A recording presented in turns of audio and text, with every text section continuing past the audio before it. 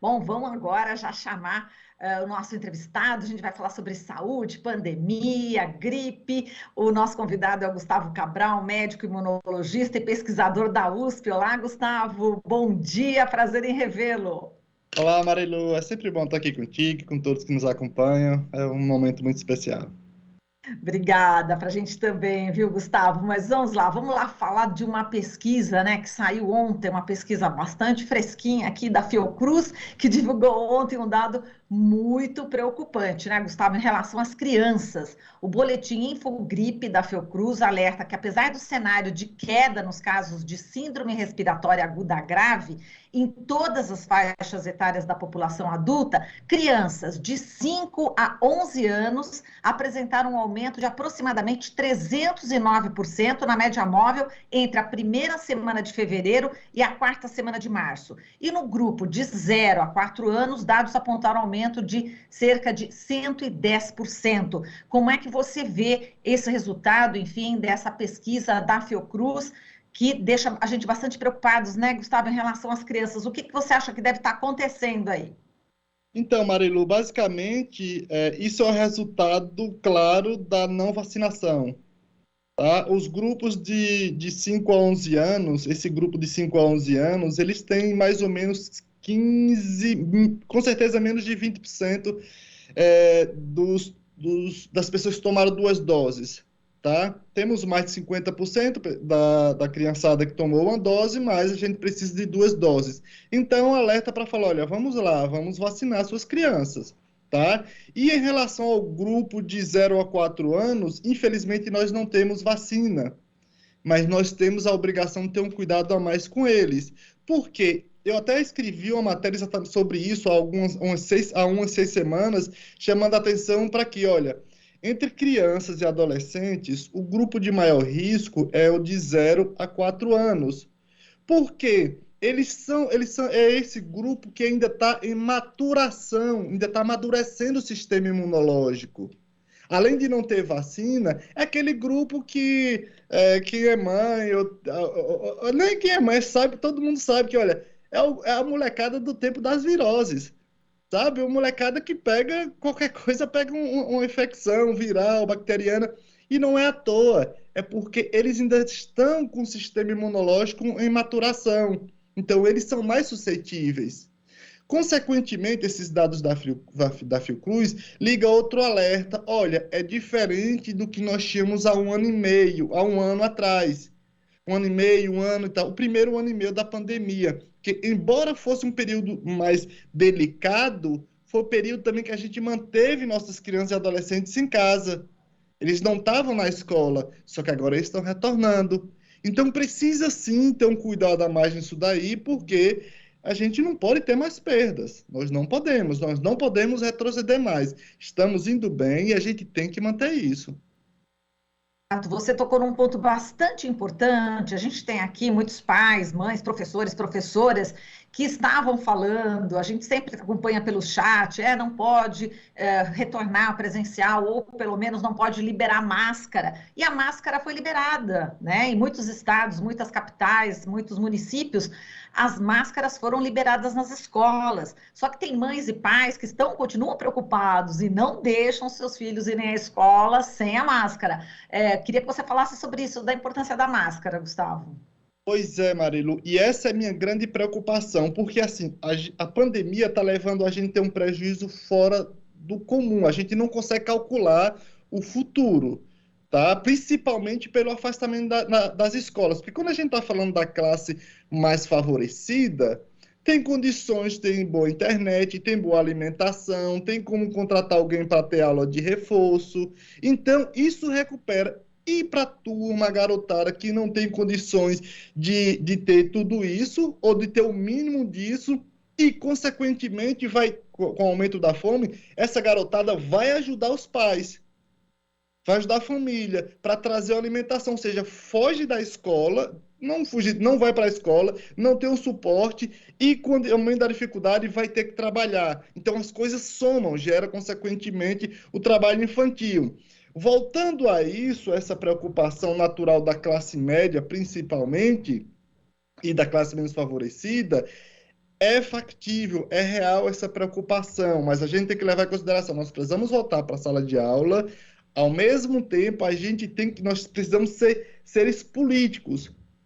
Não é possível que a gente aceite que uma escola, um ambiente fechado, com uma múltipla precariedade que temos nas escolas, por exemplo, falta de ventilação, estrutura que favoreça o vírus, simplesmente a gente retirar o vírus do lugar, sabe? Porque a circulação favorece isso. E a gente achar normal o não uso da máscara em lugares fechados. Infelizmente, esse é o grande erro. Eu acho que, nesse momento, é extremamente possível a gente retornar às aulas. Eu não tenho dúvida disso. Só que com cuidado a mais. E o uso da máscara é de extrema importância. O uso da máscara dos profissionais, porque o professor e a professora, alguém que está ali atendendo, ele vai, se ele tiver infectado, por exemplo, vai de um a um estudante. Vai de um a um estudante. E isso pode levar o vírus para um ou para outro. Então, manter a máscara, pelo menos em lugares como esses. Escola era para estar mantendo a máscara, não tenho dúvida disso. Exato. Agora, a gente leu notícias, né, Gustavo, que várias organizações estão pedindo o posicionamento da ONU pela omissão do governo brasileiro na pandemia, elas estão denunciando essa omissão, enfim, a falta de estratégias, né, de prevenção, inclusive, para evitar aí as mais de 650 mil mortes. É importante esse posicionamento da ONU em relação ao Brasil, que o governo Bolsonaro fez aqui no Brasil, Gustavo? Olha só, embora seja simbólico, Marilu, é importante. A gente precisa ter pelo menos uma resposta simbólica das Nações Unidas.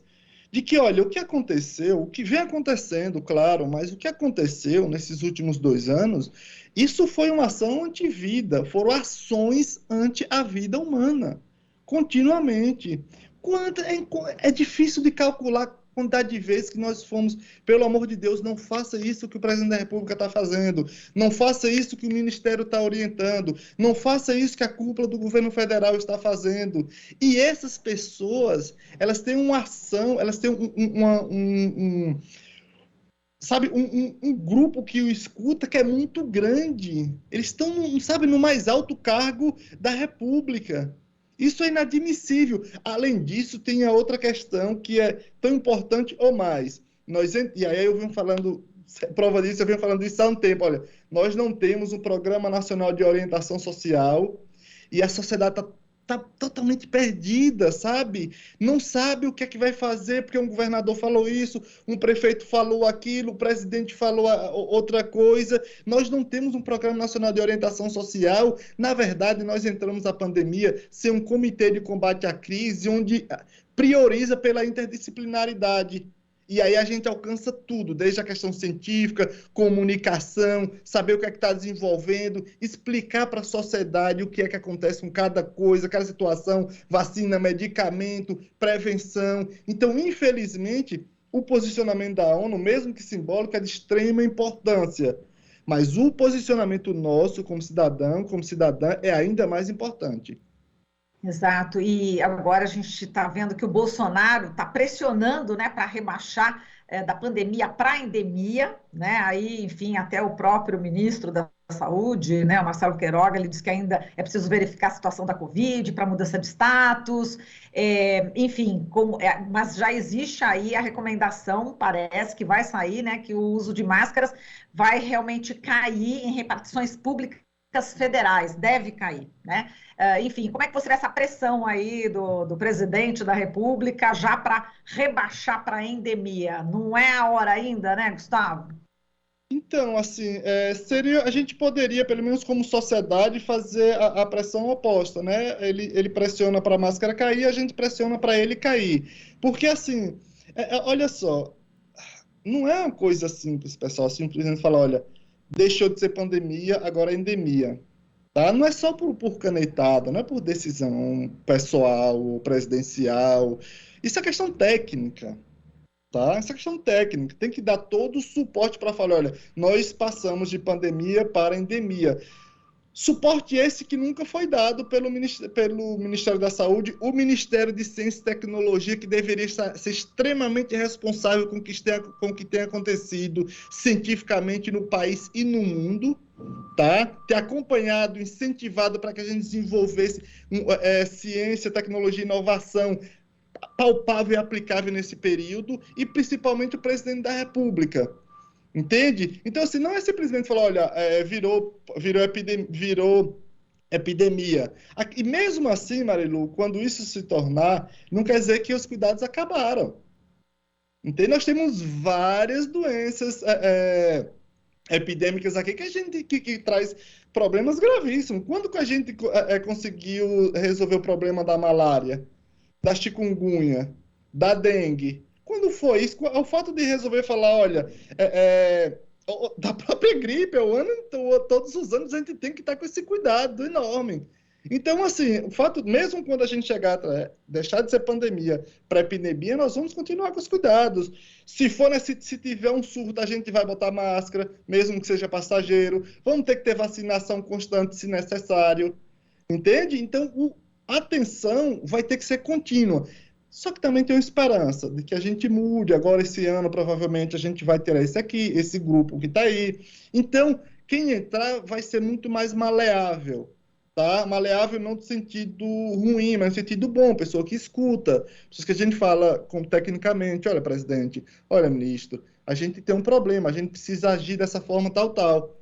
E ele, ele ou ela, como uma grande porta-voz, vai ao público fala, olha, tecnicamente nós temos que fazer isso, isso e isso para salvarmos vida. Tudo muda. Tudo altera. Quando nós temos um porta-voz ou uma porta-voz que tem a sensibilidade humana, tudo altera, tudo muda. A gente salva vidas demais. Entende? O prejuízo humano é muito menor. Bom, Gustavo, você falou assim, se ele sair do governo, né? Temos eleições agora em outubro, e a gente está com essa como se fosse uma campanha, né, para que os jovens, né, tirem o título de eleitor, se inscrevam para poder eleger aí um novo presidente, né? A importância, né, da participação da juventude nesse envolvimento também em relação à saúde coletiva. Você sente que os jovens, né, eles que estão batalhando aí pelo clima, né, enfim, para que haja políticas públicas em relação às mudanças climáticas, é possível aí que os jovens se interessem cada vez mais assim para a saúde, pela saúde coletiva? O que você sente, Gustavo? Ainda tem um caminho muito longo pela frente. Olha, Marilu, assim, a gente precisa analisar a situação que nós vivemos. Entendo que depois de 2015 para cá, a gente tem vivido momentos de desesperança. Entende? A alegria da juventude está muito na rede social, em movimentos de dança e tal. Aqui está tudo certo, tudo bem. Mas nós adultos, perdemos muito a esperança na política. Agora imagine a juventude. Dessa forma, é hora da gente, inverter. A gente precisa ter esperança, porque a esperança é o combustível da vida. E a esperança ela vem acompanhada de atitudes, de ação. E uma das maiores ações mais importantes é a ação política. Então, qual a ação política mais importante? Decidir quem vai nos representar. Caso contrário, nós vamos ter esse tipo de coisa que está aí. A representação maior são coisas extremamente esdrúxulas. Então, nós, como cidadão, cidadã, a garotada que está se formando como ser humano, como pessoas ativas, precisa ter essas ações. E olhar-se de uma forma, eu preciso entender que está aqui, olha, presidente, a Câmara dos Deputados, o Senado vai ser decidido por mim. Se eu tenho 16 anos ou mais, eu vou decidir quem é que vai estar lá e vou acompanhar. Não importa quem eu decido, eu vou ser crítico. Crítico para que essas pessoas ajam de forma consciente, em prol da saúde, em prol do respeito ao meio ambiente, entender que ciência, tecnologia e inovação é o motor propulsor da nação. Nós só seremos competitivos se nós tivermos ciência, tecnologia e inovação. Nós só vamos ter uma natureza intacta intacta no sentido de interação com o ser humano, com a vida, se nós tivermos ações de respeito e utilização da ciência, tecnologia e inovação, é inadmissível que a gente explore para produzir mais, a gente tem que produzir muito mais em muito menos espaço, com muito menos destruição, a gente precisa sim produzir mais para dar suporte para a sociedade que está passando fome. Então, essa responsabilidade é de todos nós. E a garotada vai entender isso. Eles estão entendendo isso porque esse é um momento de esperança. Só que eu também não julgo porque de 2015 para cá, 2016 foi o tapa maior, tá? Mas depois de 2014, 2015 para cá, tudo mudou. Entende? A esperança mesmo desceu assim no ralo. Então, assim, eu entendo o que aconteceu, essa falta de vontade, tá? Da garotada e nós adultos também, que a gente tem vivido muito isso, essa falta de esperança, mas a gente precisa retornar. É um ano decisivo para a nossa vida e a gente precisa entender que 2023 vai ser de muita luta, muita dificuldade, mas nós vamos ter esperança, porque a esperança com certeza é o combustível da vida.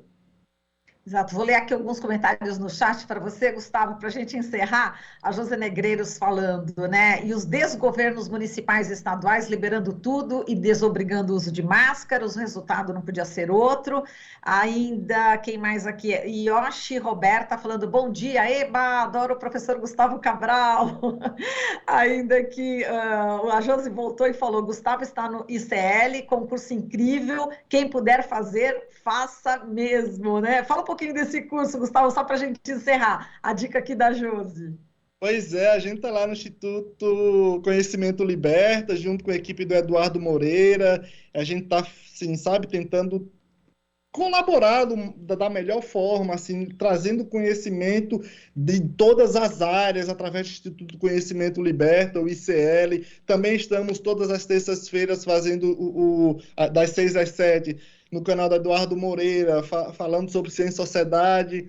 O momento que eu tive a minha querida Marilu lá conosco, a gente discutiu política, discutimos saúde pública, discutimos a ação humana, social. Então, assim, é um momento que a gente faz, eu acho que é o que é mais prazeroso, sabe? Somar através da divisão, dividindo o que é uma das coisas mais preciosas, que é o conhecimento. Eu acho que isso a gente soma como sociedade. Esse é o papel, né, dos bons cientistas, né, como você, viu, Gustavo? Olha, a Astrid Nistron está falando aqui, muita admiração pelo doutor Gustavo também. Enfim, várias pessoas falando aqui da sua competência, né, da sua atuação em relação à defesa aí da saúde pública, viu? Parabéns, Gustavo, a gente agradece demais você aqui no jornal, sempre compartilhando exatamente esse seu conhecimento, você como pesquisador.